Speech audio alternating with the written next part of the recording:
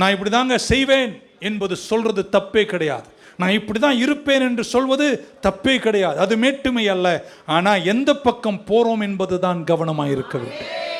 அந்த வைராக்கியத்தையும் அந்த சுய சித்தத்தையும் எந்த டிரெக்ஷனில் வச்சிருக்கீங்க என்பது தான் உங்கள் வாழ்க்கையின் வெற்றியை நிர்ணயிக்கும். ஒரு அலையா சொல்ல மாட்டீங்களா? எத்தனை பேர் தேவனை நேசிப்பேன் சொல்கிறவங்களாம் ஒரு ஆமேன் சொல்லுங்க பார்க்கலாம்.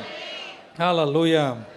ஆகையால் உங்களை உற்சாகப்படுத்துகிறேன், எல்லாரோடும் நலமாயிருங்கள், பிள்ளைகளோடு அன்பாயிருங்கள், எல்லாரோடும் அன்பாயிருங்கள், உங்க பாஸ்டர் கிட்டயும் அன்பாயிருங்கள். Strong will is good, but keep it in the right direction. ஒன்னே ஒன்று சொல்றாங்க, நமக்கு ஒரே ஒரு ஏக்கம் தான் இருக்கணும், நான் கரை சேரணும்,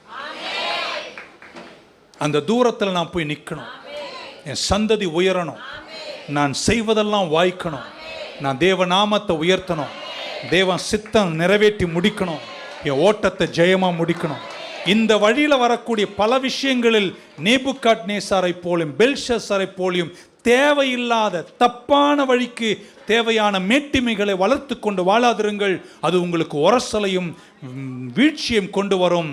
ஆனால் கர்த்தர் பக்கம் உங்க ஆழ்ந்த சித்தத்தை திருப்பிக் கொண்டு அவருக்காய் வாழ்ந்து உங்களோடு வருகிறவர்களையும் இசைந்து வாழ நீங்கள் கற்றுக்கொண்டால், சொன்னாரே அப்போஸ்தலனாகிய பவுல் எபேசியருக்கு, புருஷர்களே உங்கள் மனைவியில் அன்பு கூறுங்கள், மனைவிகளே உங்கள் புருஷர்களுக்கு கீழ்ப்படிந்திருங்கள் என்று சொன்ன வார்த்தையின்படி உரசல் குறைஞ்சு ஆமென் சந்தோஷமாக ஆனந்தமாக அதே நேரத்தில் ஞானமாக இதை கடந்து போக என்ன ஞானம் வேண்டுமோ அதை கர்த்தர் உங்களுக்கு தர வெற்றிகரமாய் கரை சேருகிற கிருபை தந்து, பிடிவாதங்களை ஓரமாக வச்சுட்டு தேவன் மேல பிடிவாதத்தை வைத்துக்கொண்டு எல்லோரோடும் அன்பாய் வாழ கர்த்தர் உங்களுக்கு ஞானத்தையும் கிருபையும் இந்த காலத்தில் தருவாராக.